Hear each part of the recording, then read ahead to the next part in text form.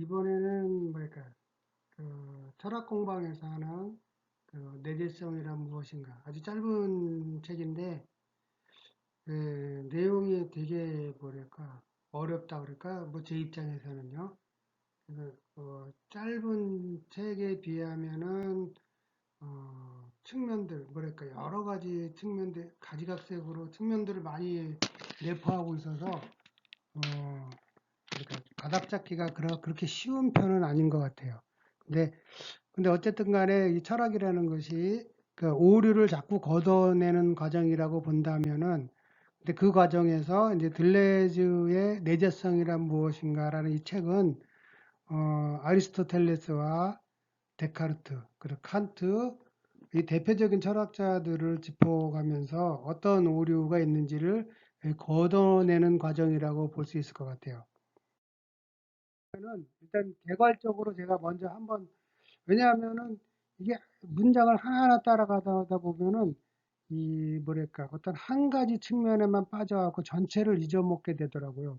어, 같이 책을 읽는 분들은 뭐 좀 덜하겠지만 저는 어쨌든 이게 전공자가 아니라서 특히 그렇더라고. 그래서 이런 자연과 정신세계를 보는 전체적인 그림을 한번 보고 그리고 가는 게 낫겠다. 그리고 전체적인 그림에서 딜레즈가 어떠한 방향성을 가지고 뭐랄까 여기서 나타나는 아리스토텔레스, 그 다음에 데카르트, 칸트를 자리매김하고 자기는 어떤 위치에서 결론을 내는지를 한번 개괄을 하는 게 좋을 것 같아서 한번 이렇게 화면을 만들어 봤습니다. 일단은 보면은 일단은 그 세상을 이렇게 어린애뿐만이 아니라 동물들도 마찬가지야. 눈에 보이는 시각적이고 감각적인 세계가 있고 자기가 생각하는 어떤 그러니까 생각으로 알 수 있는 영역이 있다고요. 이게 개념이죠. 강아지들도 자기 생각에 주인이 누구다라고 하는 거는 사실을 떠나서 자기의 생각이잖아요. 그 개념이라고, 그죠? 그런 개념들이 생기는 어떤 그런 영역을 이건 플라톤의 어떤 동굴의 비유를 설명할 때도 이게 처음에 나오는 얘기인데 세상을 이렇게 나눈다고요. 정신 세계와 눈앞에 보이는 감각의 세계. 이렇게 됐을 때 개념이나 본성, 이데아 같은 거는 개념의 세계죠. 이게 말하자면 개념의 세계는 다르다는 거. 그래서 우리가 머릿속에 어떤 고양이의 어떤 형상, 이미지, 그다음에 강아지도 그렇고 또 사람의 이미지 이런 것들은 거의 실제 모양하고 다른 어떤 이미지, 완벽한 이미지를 머릿속에 그린다는 거죠. 이건 형상이고 실제하고는 다르다는 거죠. 우리 머릿속에 있는 어떤 사람의 이미지는 좌우의 대칭이 딱 돼 있는 정확한 이미지를 가지잖아요. 근데 실제는 그런 건 없죠. 머릿속에 원을 갖고 있지만은 이 실제 세계에서 완벽한 원을 찾을 수 있는 방법은 없어요.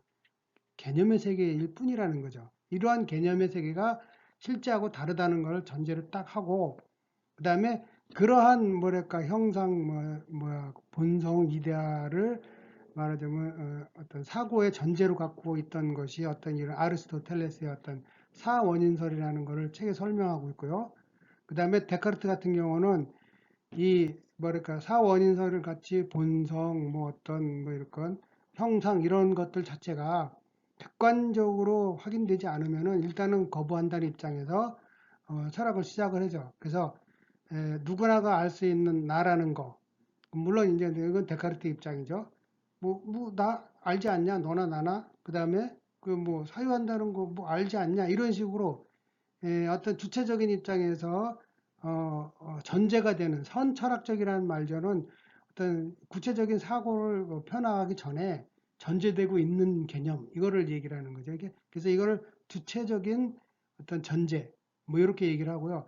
그래서 데카르트는 철학의 출발점을 누구나가 알고 있는 이 선철학적인 전제로부터 그 다음에 뭐랄까 나는 생각한다, 고로 존재한다는 이거 코기토라고 하는 그런 바탕을 제시했다는 거를 이제 말하자면 이 흐름 속에 얘기하고 있고 또 칸트도 마찬가지예요. 칸트는 이제 출발점이 경험 속에서 해가 뭐 무르에 뜬다, 산에 뜬다, 나무에 뜬다 이런 것들이 자꾸 누적이 되면은 경험이 계속 이렇게 누적이 되면은 그 다음에 현상으로서 받아들이고 머릿속에 어떤 뭐 범주나 어떤 이런 상상력을 통해서 우리 어떤 뭐랄까 세상을 보는 표상을 만들어 간다는 어떤 능력의 조화. 여기서는 이제 어떤 조화라는 게 이제 감각, 능력이라는 건 감각, 그다음에 어떤 지성, 상상력 이런 것들, 이성 이런 거를 어떤 능력이라고 얘기하는데 그것들의 조화가 내적으로 이루어진다는 어떤 전제를 갖고 자기 철학을 이끌어 가요. 그리고 여기서는 내적 전제란 내적 원리라는 말을 쓰고 근데 그거는 이 책의 주제가 되는 내재성하고는 다르다는 어떤 입장을 꼭 갖고 있어요. 그건 이제 나중에 들레즈가 얘기하고, 칸트의 어떤 철학은 어떤 선함적인 종합인식이라는 어떤 그런, 그러니까 결론에 가면서 지금까지 철학과는 다른 어떤 기반을 마련했다라는 어떤 그런, 어, 그 성과를 얘기를 하죠. 그리고 이제 결과적으로는 이제 들레즈가 맨 마지막에는 뭐랄까 어떤 이런 항이라는 건 하나의 어떤 경험인데 경험들 간의 관계 사이에 관계 그리고 그 사이라고 하는 것 자체가 내재성이라는 그런 결론을 내려요. 이게 전체의 구도예요. 그러니까 예를 들어 개념의 세계에 플라톤과 아리스토텔레스가 썼던 어떤 본성과 이데아 그리고 데카르트의 어떤 주체 개념 그 다음에 어떤 그런 선언적 종합 판단을 했던 칸트의 어떤 내적 원리라는 것들이 있고 그것 자체가 이 전체적인 과정 자체가 어떤 오류가 있다. 그러니까 전제에 불과하다. 확인되지 않은 것이다. 라는 게 들레즈의 입장이고 그래서 결론적으로 뭐냐? 그럼 경험 속에 있는 항들 사이, 경험들 사이의 사이가 내재성이다라는 어떤 그런 결론을 제시를 하고 있어요. 여기까지 일단은 어, 짚고 그다음에 넘어가죠. 음, 이제 환경으로서의 내재성을 이제 구체적인 내용으로 들어가 보면은 일단은 뭐랄까 우리가 이제 아까 플라톤부터 시작하는 아리스토텔레스 철학의 역사를 쭉 보면서 오류를 걷어내는 과정을 끝까지 밀고 가면은 결국은 내재성에 이른다는 것이 이제 결국은 이 들레즈의 어떤 결론인데 책은 두 개로 나눠져요. 환경으로서의 내재성과 전반부, 후반부는 생산 원리로서의 내재성이에요. 그리고 결과적으로는 이제 전반부에서는 환경으로서의 내재성을 짚는 뭐랄까 검토하는 대상으로서 아리스토텔레스의 사원인설, 그 다음에 생명에 대해 짧게 얘기하고, 그 다음에 데카르트의 어떤 주체적인 전제도 비판을 하고, 칸트의 선험적인 종합 같은 경우도 뭐랄까 전제에 불과하다. 뭐 이런 식의 결론을 내면서 결국은 휴메의 어떤 그런 경험론에서 어, 들레지의 어떤 답을 찾는 것 같아요. 관계 결과적으로는. 그래서 결국은 생산 원리로서의 내재성은 전반 후반부니까 제가 접어두고요. 결과적으로 해서 이렇게 이 책의 그러니까 전반부는 결국은 환경에 대해서 우리가 찝는 거예요. 너무나 우리가 일상적인 어떤 그러한 생각의 전제이기 때문에 미처 감지하지 못했던 것. 예. 예? 그러니까 뭐 말하자면 사람은 뭐 생각을 한다든가 아니면 뭐 이렇게 뭐 이런 어, 공기 같은 건 우리가 있는지조차 몰라서 생각을 못하는 것처럼 그러한 어떤 환경이라는 거 어떠한 전제가 우리한테 공기처럼 깔려 있는지 예? 이런 것을 반성하는 그런 책이라고 봐야 되는데 그래서 이제 그런 사고의 환경 얘기하면 아주 사유의 어떤 공기라고 얘기하는 것도 뭐 괜찮은 것 같으네 얘기하다 보니까 어? 우리는 모르지만 깔려 있는 거 그게 사유의 이미지고 사유의 환경이거든요. 요것처럼 그 사유의 환경으로서 두 가지로 나누어지는데 하나는 1번, 2번으로 나눈다 그러면 독단적이고 규조적이라는 건 부정적인 측면이에요. 예. 그래서 우리가 모르고 있던 어떤 공기처럼 갖고 있던 어떤 그런 환경 중에는 독단적인 어떤 개념들, 뭐 대표적인 어떤 그런 형상, 이데아, 뭐 이런 거, 그 다음에 칸트의 내적 원리 같은 것도 어떤 뭐랄까 그 전제로서 근거 확인되지 않는 근거로서 구조적이고 독단적인 이미지에 불과하다. 그런 결론을 갖고 있고 거기에 대해서 상대적으로 새로운 이미지라는 거는 뭐 동양의 어떤 음양 거기는 어떤 그런 대립을 설명하기 위해서 그냥 그렇다고만 얘기를 하지 그걸 설명하기 위한 어떤 본질적인 것이나 어떤 개념을 더 부과하지 않거든요. 그런 것 자체를 이제 바람직한 어떤 사회의 어떤 환경으로 받아들이는 것 같아요. 그래서 결과적으로는 어떤 이런 독단적이고 초월적인 사회 환경, 초월이라는 거는 어떤 뭐랄까 우리 뭐랄까 초월 자체는 상당히 어려운 얘기죠. 어쨌든 간에 이 뭐랄까 개념적이고 우리가 확인되지 않은 것 이런 바람직하지 않은 초월의 환경이라는 부분과 그다음에 내적인 어떤 사회 환경이라는 거 있다라는 정도로 구분을 하고 출발하고 이제 구체적으로 뭐 들어가 볼게요. 아리스토텔레스를 비판함으로써 그러니까 서양 철학의 아주 뿌리 깊은 전통적인 전제를 비판을 하는데 아까 환경 뭐 사유의 공기다 뭐 이런 것처럼 우리가 아무 생각 없이 받아들이는 것 자체가 사유의 환경이다 얘기를 했고 그 중에 이제 어떤 그 아리스토텔레스를 비판을 하면은 초반에 두 개가 다 대립자를 가지고 두 개의 어떤 뭐랄까 음양도 대립자죠. 그런 것처럼 두 개의 대립자를 갖고 출발한다는 데 대해서는 비판의 대상으로 안 삼고 있고요.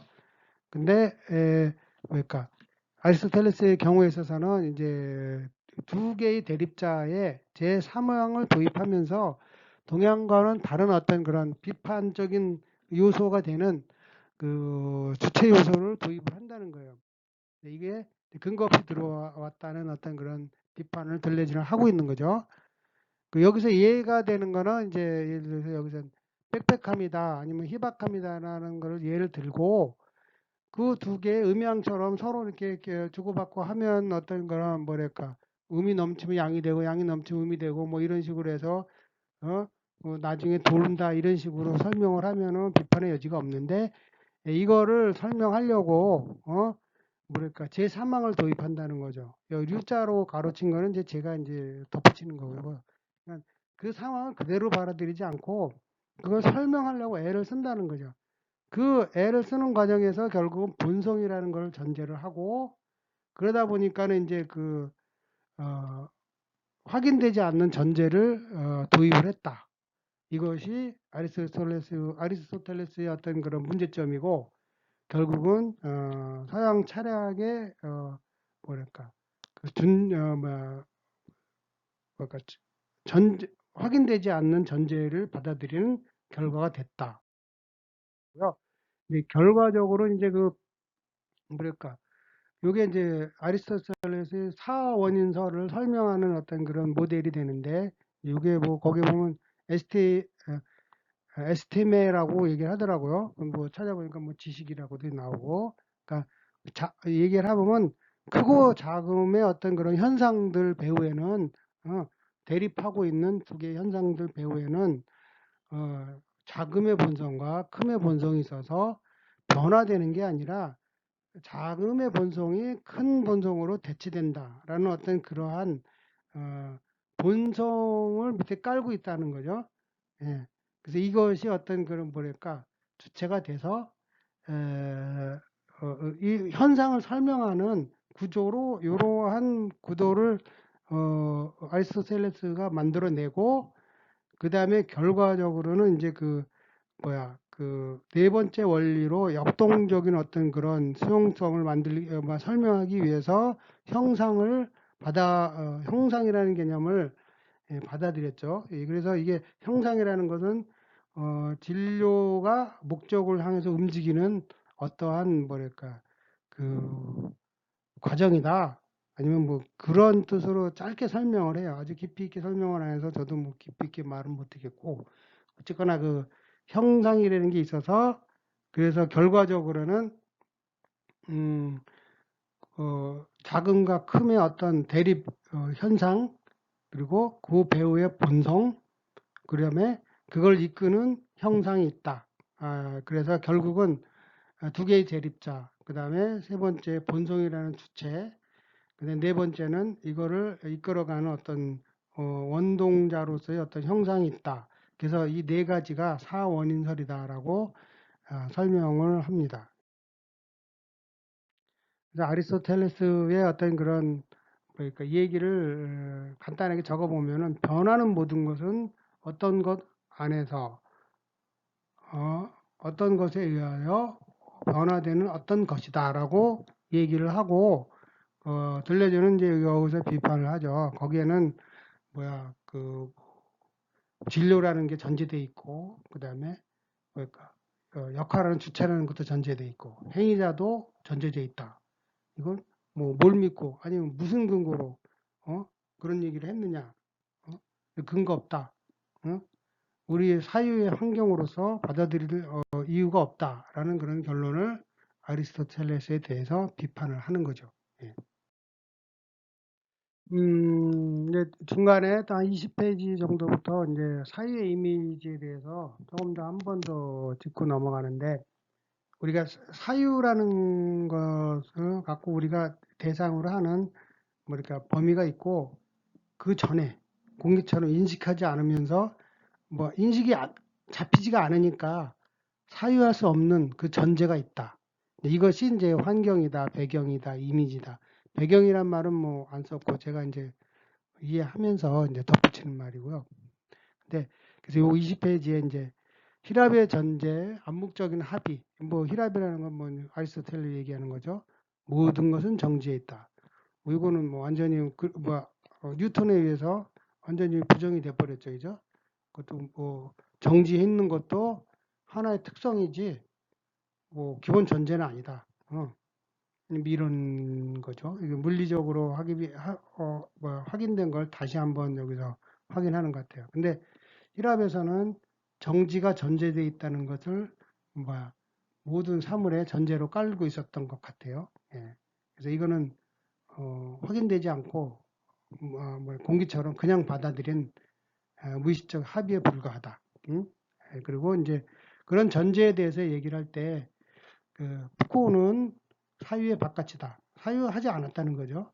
그리고 들레즈는 뭐 직설적으로 사유되지 않았다. 예? 이거는 뭐 사유 환경이라는 얘기를 얘기하는 것이고, 그리고 그 개념들의 전제이고, 그래서 뭐 이런 것들은 사유의 환경이고, 아까 얘기했듯이 독단적인 사유 이미지고, 새로운 사유하고는 다르다. 예? 그 다음에 독단적인 사유 이미지는 이제 주체, 운동자, 그런 목적, 형상, 진료, 요거는 뭐 아까 아리스토텔레스의 사원소설에 사원인설이죠. 사원인설에 나왔던 것들이고 이건 근거 없는 전제다라는 뜻이죠.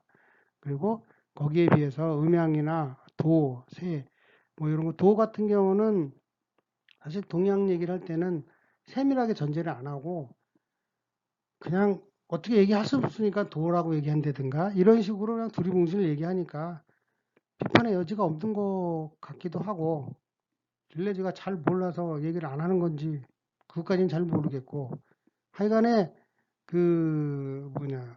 여기 이 책에서는 그 도라 음양 이 음양설 이런 것 자체에 대해서는 비판을 하지 않고 있습니다. 예.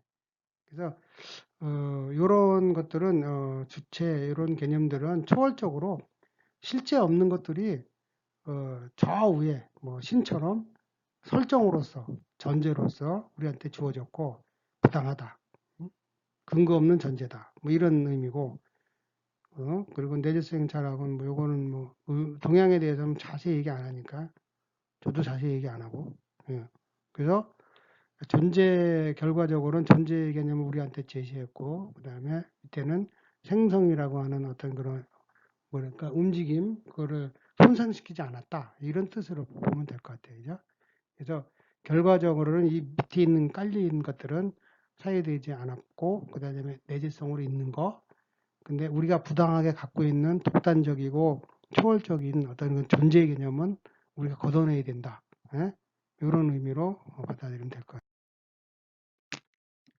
그리고 이제 요거를 이제 다시 뭐 이건 같은 얘기를 한 번 더 적었나? 내가 뭐 이거 어떻게 된 거지? 근데 그러니까 존재는 이거 뭐 이거나 초월적인 것이고 들레즈의 맥락에서는 생성을 손상하지 않는 어떤 생명, 이걸 지향을 한다. 이걸 깔려 있다. 예.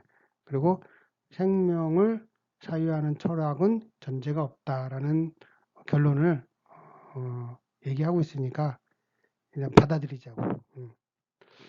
생명에 대해서는 아주 깊이 얘기하지는 않는 것 같아요. 그리고 워낙 폭이 넓어서 그런지. 그리고 이제 다른 걸 많이 읽은 사람들은 뭐 더 깊은 이해를 갖고 계시겠죠. 어쨌거나 내재성에 관련돼서는 생명을 그러니까 전제로 받아들이는 입장입니다. 그리고 이제 요거는 이제 그 다음에 이렇게 생명에 대해서 대충 구도가 보이시죠? 구도를 먼저 보는 것도 뭐 나쁘지 않은 것 같아요. 뭔가 대립 구도를 갖고 진행을 하겠다. 예? 자, 보시면은, 들레즈는 내재성은 생명이다. 아까 그 얘기 다시 한번 했고, 그 다음에 여기서 생명을 얘기하는 거는 유기적인 생명을 하지 않는다. 그 유기적인 생명에 포함되지, 유기적인 생명도 포함되지만 거기에 국한되지 않는다.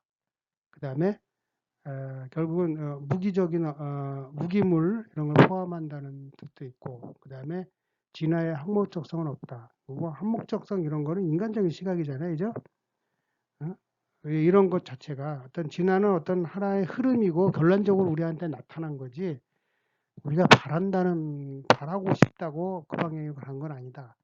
그리고 원래 그런 목적성은 깔려 있지 않다라는 것이 들레즈의 어떤 시각이죠. 그래서 생명과 내재성의 환경 이런 것들은 무기물까지 포함한 그런 생명을 전제로 하고 있고 그것하고 대비가 되면 뭐가 되겠어요? 우리가 여태까지 들레즈 뭐랄까 아리스토텔레스 얘기한 것처럼 존재, 응? 본성, 이데아 이런 거잖아요. 존재라는 것은 뭐 아까 어린애의 그림에서도 얘기했지만은 실제 얘기를 하는 게 아니고 가상으로 만들어지는 어떤 그런 존재의 개념. 존재하고 존재자는 틀리잖아요. 존재자는 실제의 세계에 있는 어떤 하나하나의 인간들을 얘기하는 거고, 존재라는 건 인간이라는 개념 그걸 얘기를 하는 거잖아요. 그죠? 그런 거 설정. 예. 우리가 머릿속에 만드는 어떤 그런 원이라고 생각하는 어떤 뭐랄까, 이데아적인 어떤 그런 이미지. 실제 있을 수 없는 어떤 그런, 뭐랄까, 이미지. 그런 걸 존재라고 얘기를 하잖아요. 그죠? 어, 그런 것처럼 이러한 아까 얘기한 이쪽에서 두 개를 대비해서 보면은 어쨌든 존재나 영혼이라는 어떤 그런 환경들은 설정이다. 응? 근데 이러한 설정 중에 하나가 이제 뭐 니체가 아니 들레즈가 좋아하는 니체도 결국은 한계가 있다는 얘기를 한번 찝내죠. 가장 일반적인 전제는 도덕적이다. 밑에도 뭐 그러니까 결국은 나중에 도덕이다, 뭐 선이나 이런 거는 들레즈가 다 이제 의미 없다는 식으로 버리니까. 근데 니체도 벗어나지 못했다. 하나 이해가 되죠. 그리고 뭐 차이와 반복이라는 책에서도 뭐 이러한 전통적인 인식을 확인하는 문구가 있나 봐요. 저는 이걸 읽어보지 못해갖고. 예. 그래서 그런 주관적인 전제와 환경의 대표적인 인물 데카르트와 칸트를 한번 짚어보자 라고 얘기해서 어떤 연결점을 생명이라는 어떤 그런 챕터에서 얘기를 하고 있습니다. 이제 이 데카르트를 들어가는데 결론은 이렇게 돼 있어요. 어떤 중세까지의 믿어왔던 객관적인 전제, 그거를 주관적인 전제로 바꾸고 그런데 이러한 전제들이 결국은 전제를 깔고 있는 철학들은 그게 무너지면은 뭐랄까 자기가 다 무너지니까 그걸 고수하려는 폐쇄적인 철학으로 갈 수밖에 없다라는 결론이 있고요. 데카르트가 이제 대표적으로 이제 객관적인 전제를 없애고 주관적인 전제로 넘어가는 어떤 그런 주장을 하고 있는데 결국은 마찬가지다. 이제 이런 얘기를 하는 거죠. 그래서 결국 데카르트는 모든 객관적인 전제를 거부했고, 그리고 그다음 말하자면 확실한 뭐랄까 철학적인 근거를 찾기 위해서 자기는 주관적이고 선철학적인 전제, 그래서 뭐 누구나가 인정하는 거 아니냐, 뭐 이런 주장을 데카르트는 깔고 있죠. 뭐 자아라는 거, 주체, 뭐 그다음에 모든 사람이라고 얘기를 하면은 그냥 모두가 알아듣는다라는 어떤 그런 전제, 이런 것이 선철학적이라는 거죠. 그다음에 생각한다 이런 것도 뭐 아는 거 아니냐 이런 식으로. 네. 근데 뭐 모르겠다, 증명해라, 뭐 이런 식으로 뭐 얘기하면 이제 힘들어지겠지만은 어쨌든 데카르트는 그뭐뭔 근거로 그런 얘기하냐 이제 이런 입장에서 전제에 불과하다. 그렇지만 어쨌든 데카르트는 확실한 걸 찾았다.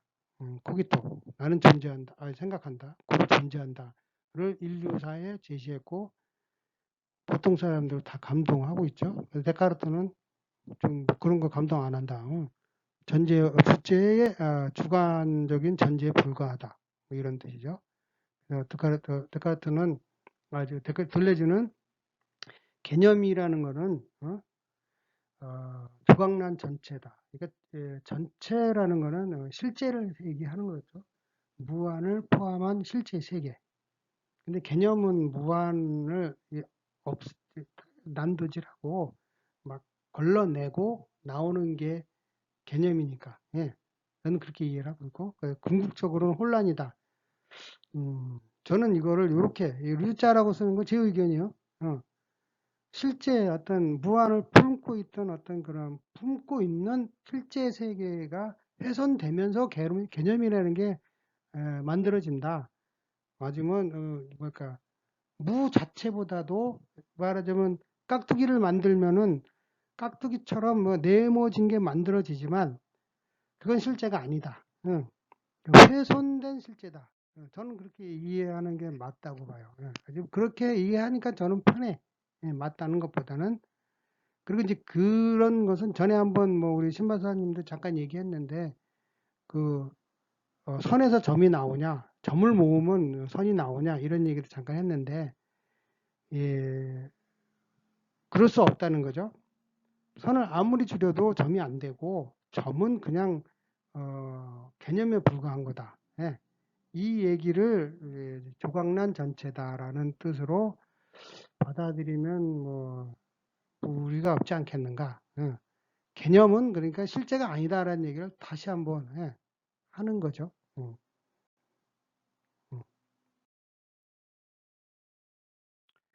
그리고 칸트, 우리 천하의 칸트. 그래도 칸트도 이제 들레즈는 가만 안 놔두고 전통적인 어떤 초월의 독단, 뭐 이제 뭐 성이상학을 얘기를 하죠. 그걸 다 던지고, 칸트가 얘기하는 거는 그럼 뭐 어디서 시작하냐? 자기는 확실하게 하려고 하다 보니까 첫째, 경험을 벗어난 모든 것은 배제한다. 이제 순수이성 비판의 어떤 범위를 얘기하는 거죠. 여기서는 시공간에 나타나는 현상을 가지고 범주로 상상력으로 표상을 만드는 과정, 요걸 얘기하는 거죠. 그죠? 그 과정에서 이제 맞으면 그 시공간에 나타나지 않는 걸 얘기하는 거는 그건 네 상상이니까 진리라고 얘기하지 마라. 예, 이거죠. 예. 그래서 결국은 그 어떤 신의 개념, 뭐 이런 것들은 배제가 되는 과정을 얘기를 하는 거죠. 예. 그래서 이렇게 해서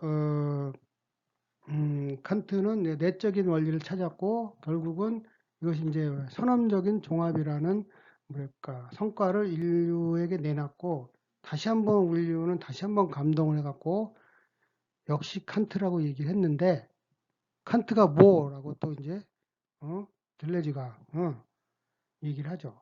근데 칸트가 전제로 했던 인간 능력의 자발적 일치라고 하는 어떤 그런 전제들이 있는데 요구에 대해서는 옛날에 들레즈의 칸트 비판 철학이라는 책에 사실 자세하게 나와요. 근데 그 책도 어려워갖고 놓고 나면 남는 게 없어요. 예. 그래서 얘기하기가 어려운데 어쨌든 인간 능력이라고 하는 것들은 거기에서도 감각, 상상력, 오성, 그다음에 이성 이런 걸 얘기를 하잖아요. 이런 것들이 자발적으로 일치를 해서 내놓는 결과는 먼저 얘기했던 뭐랄까 전통 철학에서 얘기하는 어떤 뭐랄까 확인되지 않은 독단적이고 초월적인 것하고는 다르다. 이거는 확인된 이성적으로 내적으로 확인된 이성의 결과로 내놓는 거니까 확실하다라는 입장을 이제 칸트가 가지고 있었고 들레즈는 또 이제 비판을 하죠. 그게 뭐 그래서 뭐 능력이 뭐 일치된다 그랬는데 뭐 얘기해봐라. 그러니까는 자기도 모르겠다. 이제 결론적으로는 그렇게 해서 칸트도 꼬리를 내렸고 결국 신에 의존한 거니까 어? 또 이제 초월적으로 뭐 허상에 의존한 거 아니냐 이런 식의 어떤 그런 비판을 하는 거죠. 그리고 선의 표상이라는 거는 이제 이게 뭐랄까 칸트의 어떤 그런 바램이라고 봐야 될 것 같아요. 이런 바램을 전제로 한 거니까 이것도 근거 없는 전제다. 응?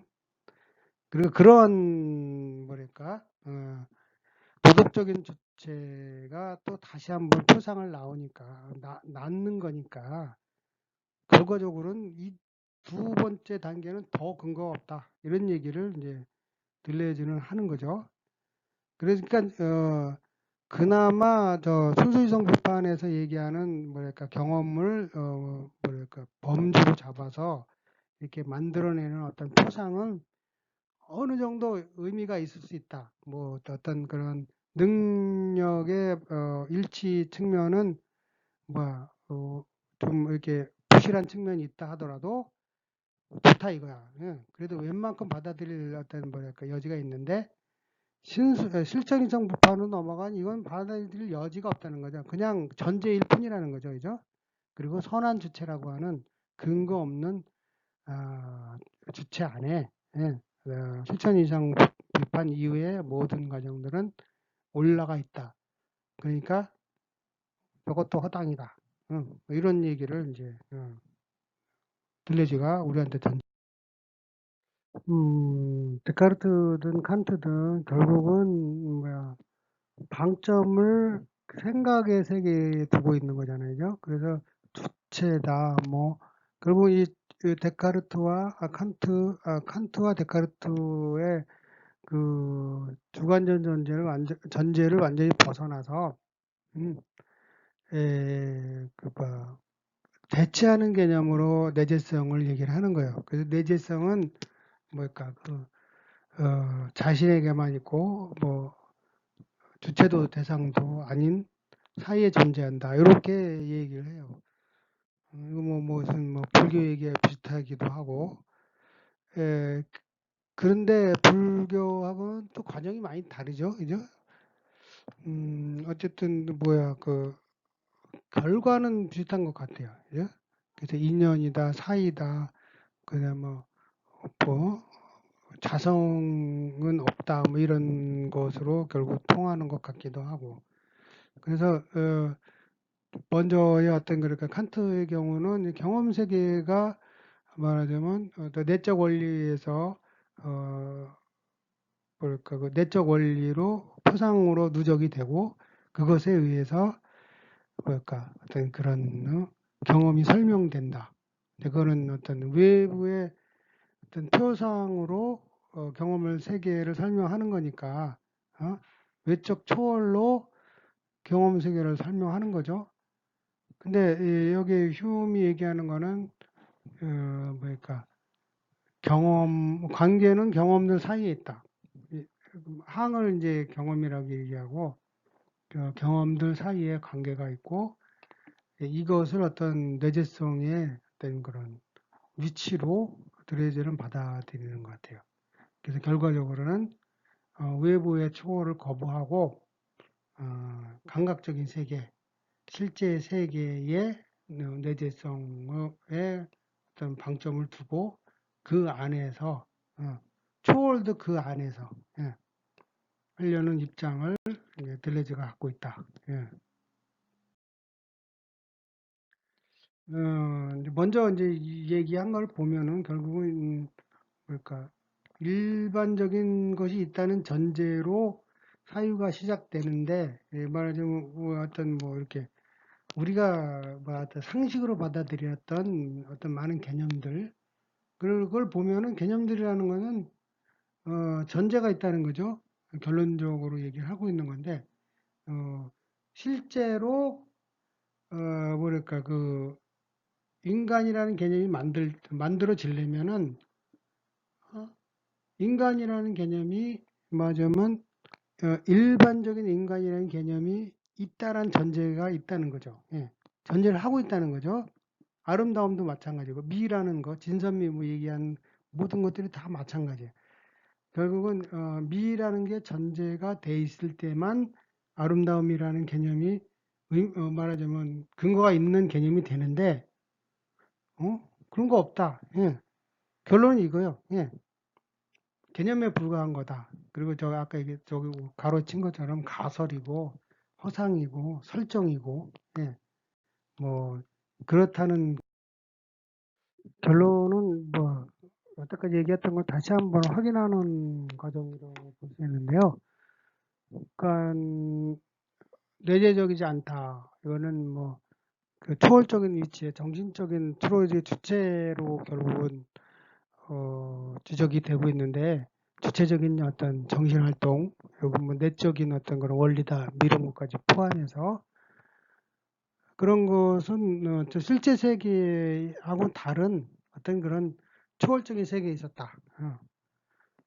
그래서 내재적이지 않다라는 뜻으로 봐야 될 것 같고, 그 다음에 확인되지 않은 암묵적인 것이다라는 뜻이고, 그래서 내재적인 환경에서는 우리가 무의식적으로 알고 있는 사람은 뭐 어떤 선하다, 아니면 도덕적이다, 뭐 이런 전제, 모든 전제를 없애버리고 뭔가 움직인다, 무생물도 생물이든, 예, 이러한 뭘까, 그러니까 눈에 보이는 것만 받아들이자, 뭐 이런 정도가 아니겠는가 이렇게 보이는 것 같아요. 그래서 생명, 뭐 움직이니까요. 그 다음에 무기물도 생명의 어떤 일부이니까 무기물까지 포함한 생명의 비자발적인 움직임, 이것을 내재성으로 받아들이는 게 맞다. 그리고 거기에 상대적인 거는 우리가 의식적으로 말하자면 뭐 인의예지 같은 거, 아니면 신의 의지 뭐 이런 거 같은 거 있잖아요. 옳다고 생각하는 거. 여기 그래서 선도, 참도 뭐 이런 거 존재 없다 그러는 거잖아요. 이제 옳다고 생각적인 거, 인간적인 거 이런 거 이러한 거하고 상대되는 어떤 비인간적인 어떤 생명의 흐름 이런 거로 얘기해도 되지 않을까. 그래서 결국은 우리한테 보니까 수동적으로 우리를 움직이게 하는 어떤 그런 발생, 예, 이런 것들이 내재다.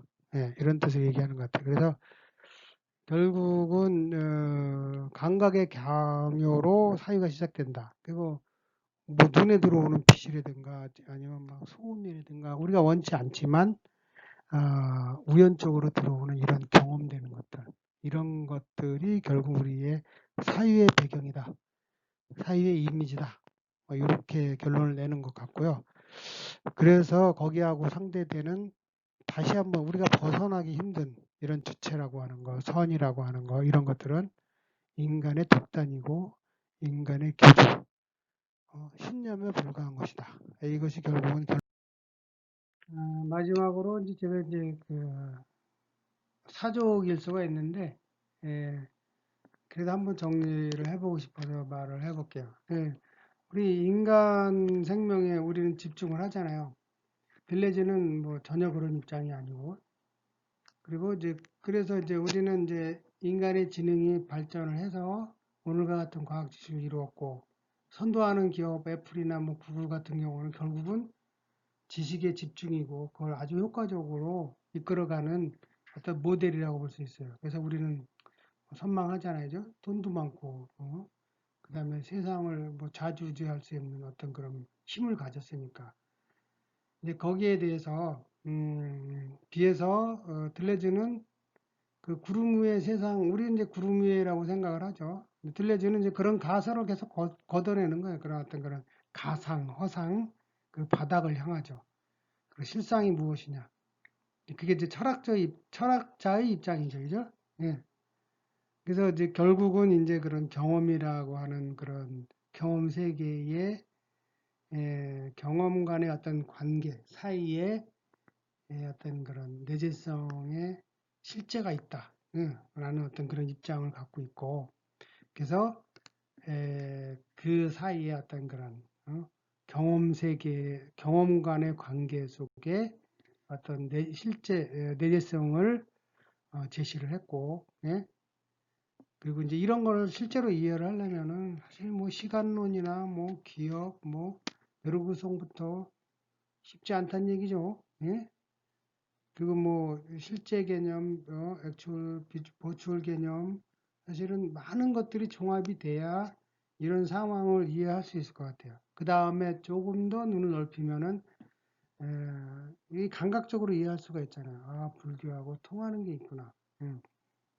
물론 이제 어떤 서양 철학하고의 어떤 그런 과정이 다르니까 다른 가치를 부여할 수밖에 없지만 결과는 비슷하다는 어떤 그런 뭐랄까 결론을 얻어낼 수밖에 없는 것 같아요.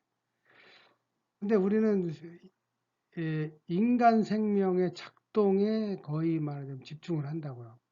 그래서 사실은 들레즈의 의견이 생각해보면 옳다 그래도 낯설어. 예. 왜냐하면 우리는 먹고 사는 문제에 더 관심이 많으니까. 우리는 진화의 과정에 있는 어떤 그런 생물체이고, 진화는 생존이라고요. 그러면 우리는 생존에서 살면 되지 옳은 게 문제가 아니라고. 그게 우리의 말하자면 본능이에요. 예. 그러다 보니까 만들어지는 가설이 옳고 그른 게 문제가 아니고 우리는 그 위에서 살아야 되는 거죠. 그죠? 그런데 여기에 보면 이제 시공간이라는 게 있고, 그 다음에 범주와 개념이라는 게 있잖아요. 이게 이제 그 칸트의 어떤 순수이성을 좀 도식화해 보면 이런 모양이 될 것 같아요. 이 어떤 칸트는 뭐랄까 시공간의 경험을 시공간을 통해서 경험이 우리한테 현상으로 들어오고 그게 인간의 어떤 범주와 개념으로 캐치를 해서 지능을 만들고 어떤 과학적인 지식을 쌓는다는 모델을 만들었으니까 실제 이렇게 돌아가는 것 같고 근데 이제 그 들레즈는 이 자체가 가정이나 허상이나 전제 에, 확실하지 않은 전제를 근거로 했기 때문에 사실이 아니다는 입장을 갖고 있는 거고 그래도 우리는 이러한 뭐랄까 그 아이언의 시간이라고 어떤 뭐랄까 정지된 시간 안에 개념을 만드는 그런 프로세스를 갖고 있어요 머릿속에 예. 그리고 칸트는 그걸 집중하고 그걸 우리한테 써낸 거라고 그죠 예. 그리고 그것이 아까 내적인 원리라고 하는 그런 원리를 통해서 표상을 만들고 그 표상이 초월적으로 우리의 경험을 잡는 그러한 효과를 유용성이 있었다고 그죠? 어쨌든 요게 이제 말하자면 그러한 게 우리 주변에 있다는 걸 같이 인식을 해야 칸트가 아니 들레즈가 무엇을 잘라내려고 했는지 그렇다 하더라도 우리가 어느 범위까지 우리가 인정을 해야 되는지에 대한 범위를 설정하는 게 필요하지 않나라는 의견으로 이렇게 사족을 하는 거예요. 예. 그래서 오늘날의 어떤 그런 인공지능이나 이런 걸 작동하는 거 보면은 그 시공간에 드러나는 그런 그림들을 막 보여주면 딥러닝이라고 하는 그런 카메라가 내부에 이제 컴퓨터가 있죠. 그 서버가 그런 많은 사진을 보고 자기 지능을 만든다고요. 그리고 그게 사실은 인간보다 더 뛰어나. 바둑도 이제 이겼고, 예. 그래서 이제 우리는 4차 산업혁명으로 넘어가면서 그 모델에 집중을 하고 있어요, 사실은. 예. 그게 세계예요, 현재. 예. 근데 이게 결국은 칸트의 모델에서 드러나는 거라. 그리고 우리는 동물의 기본적인 생존 프로세스가 이렇게 작동하고 있다는 것을 같이 이해를 해야 된다는 거죠. 그리고 들레즈는 철학자 입장에서 실상을 파고들다 보니까 이걸 다 걷어낸 거라고. 그죠? 이게 가치가 있다 없다를 떠나서 그런 입장을 사실은 이 책은 갖고 있다. 어. 근데 뭐 어떤 걸 선택하느냐는 뭐 각자의 문제고, 근데 실상의 문제로 들어가고, 그 다음에 가설이나 확인되지 않은 거를 계속 걷어내다 보면 아리스토텔레스도 걷어내지고, 데카르트도 걷어내고, 칸트도 걷어내고, 결국은 경험이라고 하는 세계의 사이와 어떤 관계로 집중하는 어떤 뭐랄까 잠재의 세계라고 하는 그런 가설, 몇 단의 가설이죠. 아주 뭐 정밀하게 논리적으로 갔기 때문에 무시할 수 없지만, 예? 게 우리한테 주어지는 어떤 이런 책으로 예,